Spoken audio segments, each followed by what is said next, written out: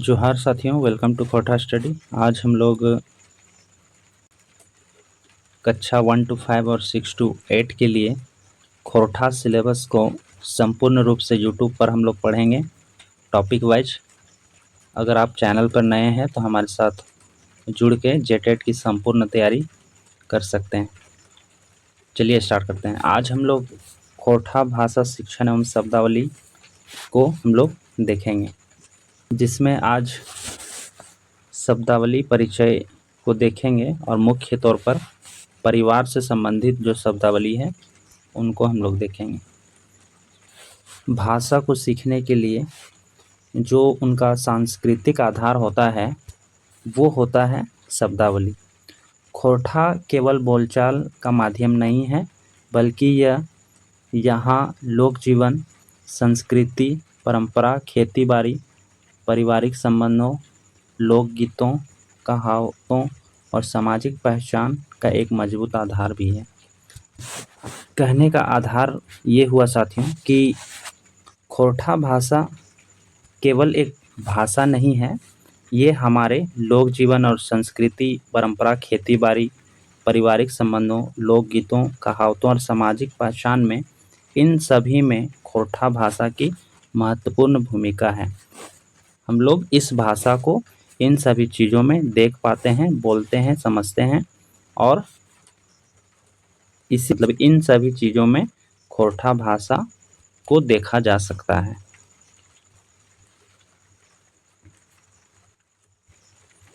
शब्दावली का महत्व क्या है? जैसा कि आप लोग को पता होगा कि किसी भी भाषा को सीखने के लिए, चाहे वो अंग्रेजी हो, संस्कृत हो, खोरठा हो, नागपुरी हो या कोई भी भाषा हो, उस भाषा को सीखने के लिए शब्दावली का आना बहुत ही महत्वपूर्ण हो जाता है। आप जितने ज़्यादा शब्दावली को जानेंगे वो भाषा उतना ही सरल और आसान लगने लगेगा। तो उसी प्रकार खोरठा भाषा भी अगर आप सीखना चाहते हैं, जानना चाहते हैं, तो उसके लिए शब्दावली का ज्ञान होना भी आवश्यक हो जाता है। शब्दावली का महत्व क्या है?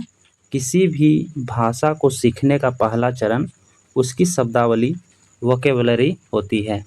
व्यक्ति जितने अधिक शब्द जानेगा वो उतने ही अच्छे तरीके से भाषा को बोल पाएगा, लिख पाएगा और उसे समझ भी पाएगा।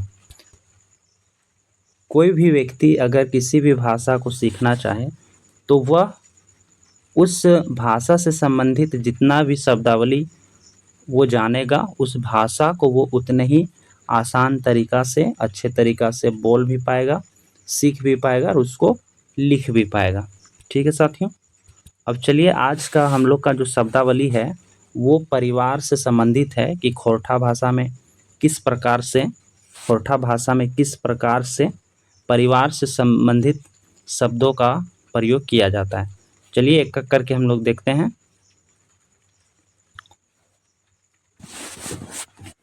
परिवार से संबंधित शब्दावली, जिस प्रकार हिंदी का अर्थ और खोरठा शब्द का अर्थ तो दोनों सेम ही है, परंतु शब्द में थोड़ा सा परिवर्तन है।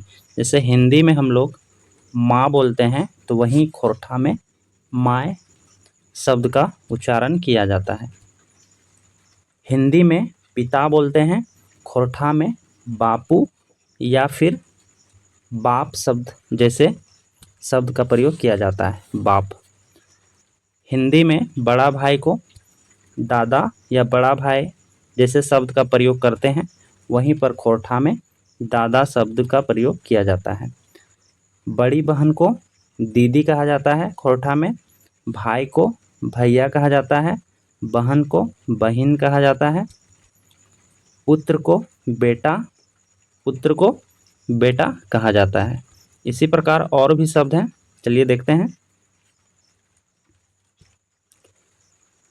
पुत्री को बेटी कहा जाता है, छौआ को लड़का कहा जाता है, छोटा बच्चा को छौआ कहा जाता है।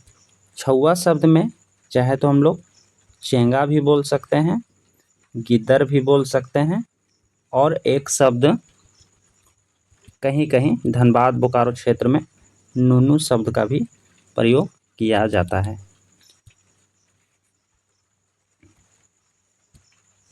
में चाचा तो खोरठा में काका, चाची को चाची या काकी।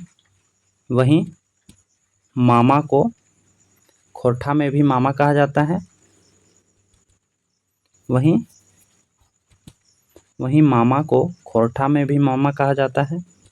मामी को मामी कहा जाता है। बुआ को फुआ, खोरठा में भी मामा कहा जाता है। मामी को मामी कहा जाता है। बुआ को फुआ कहा जाता है। भाभी को भौजी कहा जाता है, दादा भौजी।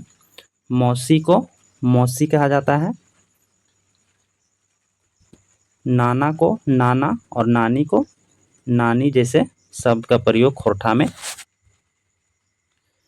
परिवार शब्द के व्यवहारिक प्रयोग।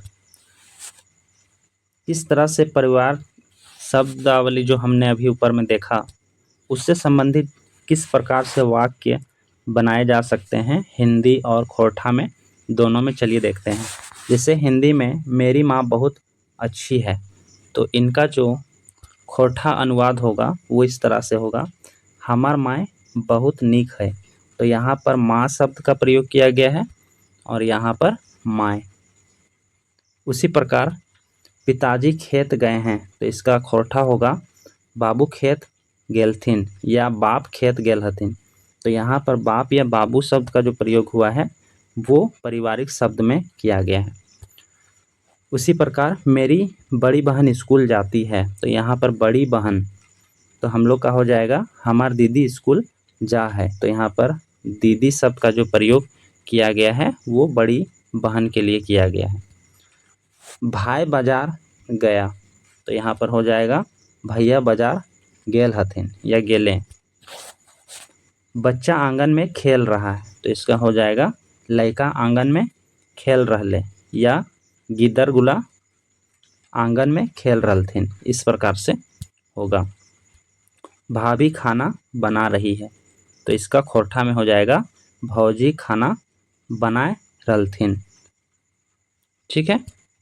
तो यहाँ पर माँ के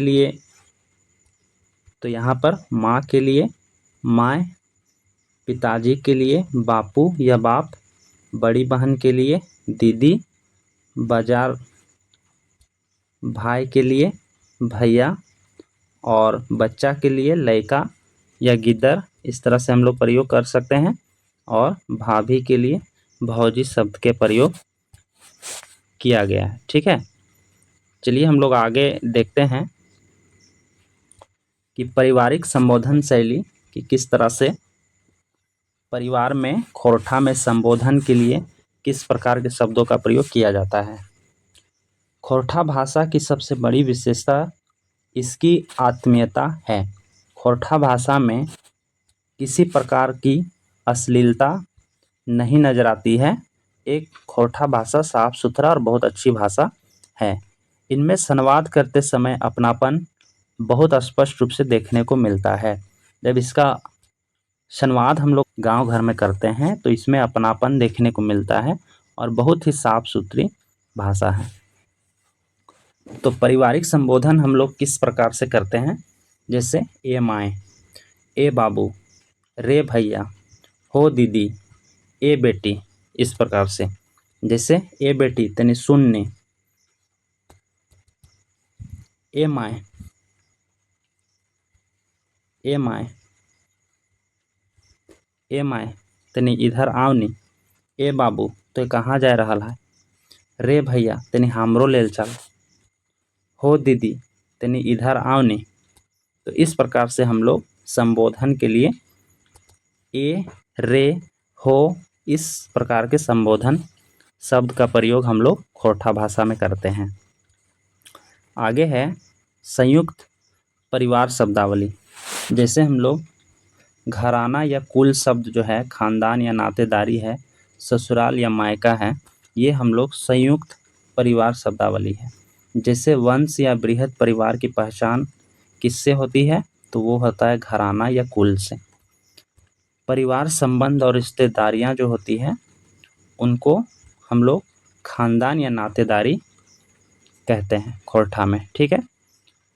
उसी प्रकार वैवाहिक संबंधों से जुड़े दोनों पक्ष का जो शब्दावली है वो है ससुराल और मायका। परिवार से जुड़ी महत्वपूर्ण घटनाएं जैसे जीवन चक्र और सामाजिक रीति रिवाजों को दर्शन वाले प्रमुख खोरठा शब्द इस प्रकार से हैं। जैसे अगर कोई जन्म लेता है तो उसमें नामकरण होता है, विवाह होता है तो विदाई होता है, मौत होता है तो श्राद्ध कर्म किया जाता है और पूजा पाठ किया जाता है। तो पूजा हो गया, मौत हो गया, विवाह हो गया या जन्म हो गया, ये हम लोग का महत्वपूर्ण घटना है जो कि खोरठा भाषा में जो कि एक जीवन चक्र है और इससे संबंधित शब्द हम लोग इस प्रकार से इसका प्रयोग करते हैं। जैसे जन्म, ब्याह, मौत और पूजा। तो ये हम लोग का क्या है, परिवार से जुड़ी महत्वपूर्ण घटना है। उम्मीद है कि क्लास आप लोग को अच्छा लगा होगा और अगर अच्छा लगा होगा तो चैनल को सब्सक्राइब करें और इसी प्रकार हम लोग जेटेट के संपूर्ण सिलेबस को एक एक करके हम लोग समाप्त करेंगे। धन्यवाद।